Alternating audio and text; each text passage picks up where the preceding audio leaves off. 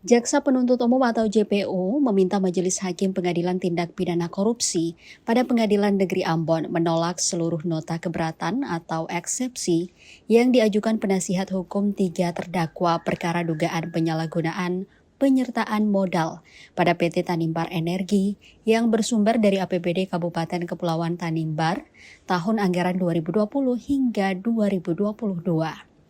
Sebab menurut penuntut umum bahwa seluruh dalil eksepsi para terdakwa tidak beralasan menurut hukum dan sebagian besar justru telah memasuki wilayah pembuktian pokok perkara sehingga tidak relevan untuk dinilai dalam tahap eksepsi.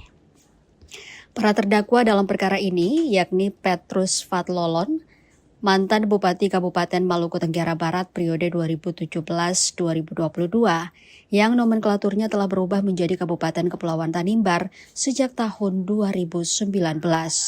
Selanjutnya terdakwa Johanna Joyce Julita Lololuan yang saat itu menjabat sebagai Direktur Utama PT Tanimbar Energi 2019-2023 dan Karel FGB Lusnarnera selaku Direktur Keuangan 2019-2023.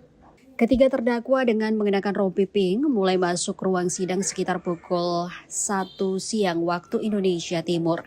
Dengan agenda sidang tanggapan penuntut umum atas eksepsi dengan nomor register perkara nomor 54-PIT-sus TPK garing 2025 garing PN Ambon, nomor 55-PIT-sus TPK garing 2025 garing PN Ambon. Sidang dipimpin Hakim Ketua Nova Laura Sasube, didampingi Hakim Agus Hairullah dan Hakim Paris Edward Nadeak, masing-masing sebagai hakim anggota di Pengadilan Negeri atau PN Ambon, Rabu 21 Januari 2026.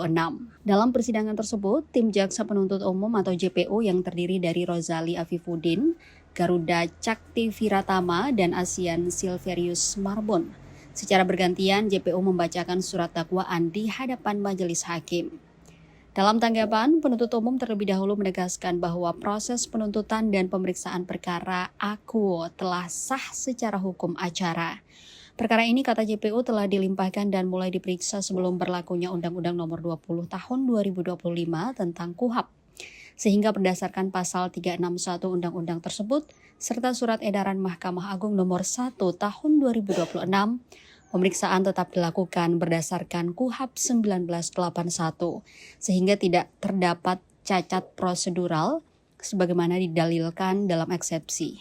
Selain itu, terhadap tudingan bahwa surat dakwaan kabur atau obscure libel, penuntut umum menegaskan bahwa surat dakwaan telah disusun secara cermat, jelas, dan lengkap, serta dinilai memenuhi ketentuan pasal 143 ayat 2 huruf B KUHP. Penuntut umum juga menolak dalil yang menyatakan adanya pencampur adukan antara maladministrasi dan tindak pidana. Menurut penuntut umum, penilaian apakah suatu perbuatan merupakan pelanggaran administrasi atau telah memenuhi unsur tindak pidana korupsi hanya dapat ditentukan melalui pembuktian di persidangan, bukan melalui eksepsi. Terkait keberatan mengenai peran dan kewenangan terdakwa Petrus Fatlolon dalam kapasitasnya sebagai bupati sekaligus pemegang saham BUMD, penuntut umum menegaskan bahwa penilaian atas tanggung jawab hukum terdakwa termasuk hubungan kausalitas antara kebijakan yang diambil dan kerugian keuangan daerah, merupakan materi pokok perkara yang harus diuji melalui pemeriksaan alat bukti, saksi, dan ahli. Menanggapi dalil yang mempersoalkan validitas laporan hasil audit inspektorat, penuntut umum menegaskan bahwa penghitungan kerugian keuangan negara tidak bersifat eksklusif oleh BPK.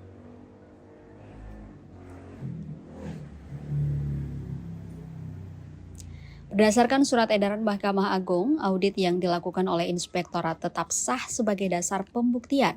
Sementara penilaian akhir mengenai ada atau tidaknya kerugian negara serta besarannya menjadi kewenangan majelis hakim berdasarkan fakta persidangan. Dalam jawabannya, penuntut umum juga menilai bahwa dalil eksepsi para terdakwa Johanna Joyce Lololuan dan Karel FGB Lusnarnera yang menyatakan bahwa kerugian PT Tanimbar Energi merupakan kerugian perdata serta seluruh kegiatan telah dipertanggungjawabkan, telah memasuki substansi perkara dan tidak dapat dinilai pada tahap eksepsi. Mengakhiri tanggapannya, penuntut umum memohon kepada majelis hakim agar menolak atau menyatakan tidak dapat diterima seluruh eksepsi para terdakwa, menyatakan surat dakwaan sah menurut hukum, serta melanjutkan pemeriksaan perkara ke tahap pemeriksaan pokok perkara. Terpisah dari itu, setelah persidangan, penasihat hukum terdakwa Petrus Fathlolon, yakni Rustam Herman, menegaskan bahwa tanggapan penuntut umum itu dinilai bersifat umum dan tidak mengarah pada materi yang diuraikan mereka.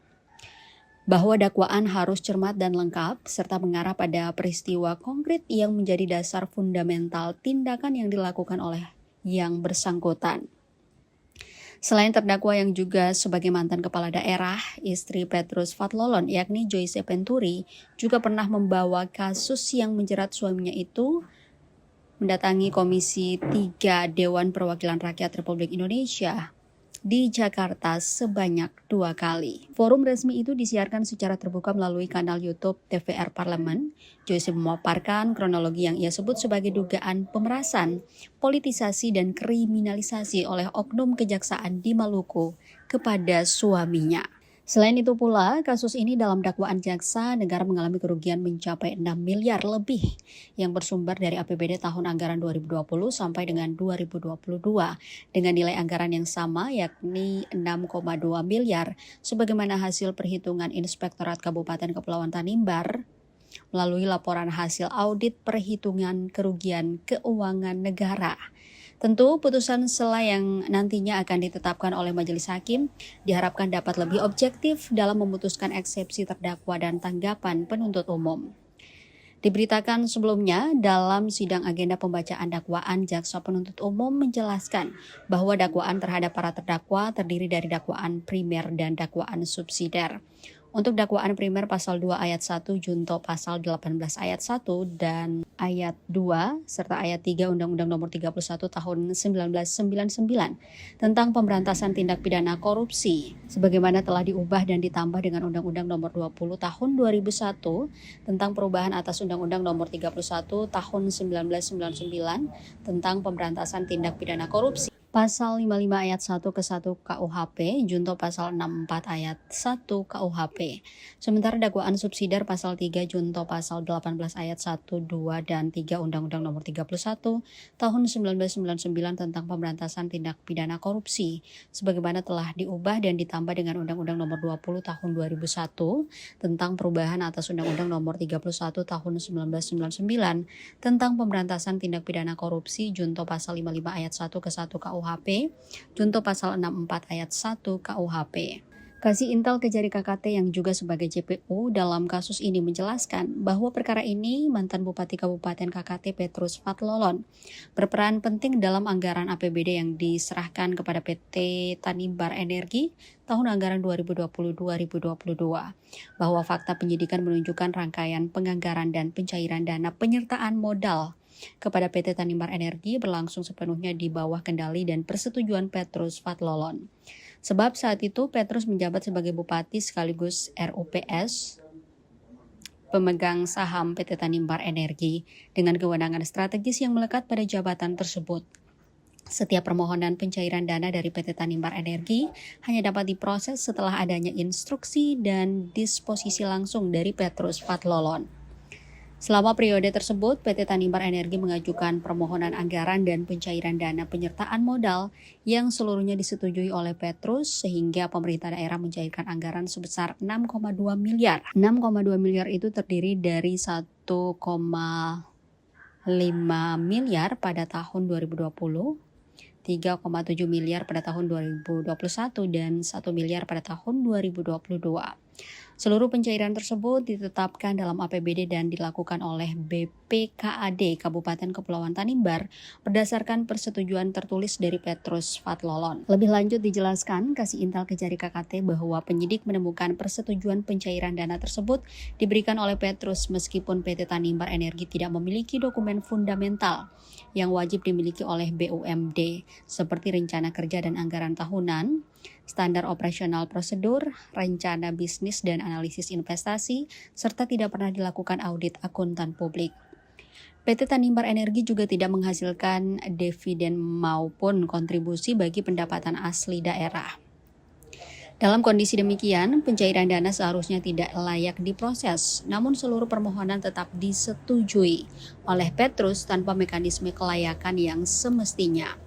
Dana penyertaan modal yang telah dicairkan tersebut kemudian terbukti digunakan tidak sesuai peruntukan karena dialokasikan untuk kebutuhan operasional internal seperti pembayaran gaji dan honorarium direksi serta komisaris, biaya perjalanan dinas, pengadaan barang-barang kantor seperti meja, kursi, sofa, dan laptop, digunakan untuk membentuk usaha bawang yang tidak sesuai dan tidak memiliki keterkaitan dengan kegiatan usaha migas sebagaimana tujuan awal pemberian penyertaan modal dalam pembentukan PT Tanimbar Energi. Penyimpangan ini telah mengakibatkan kerugian keuangan negara sebesar 6,2 miliar sebagaimana tercantum dalam laporan hasil audit perhitungan kerugian keuangan negara oleh Inspektorat Kabupaten Kepulauan Tanimbar.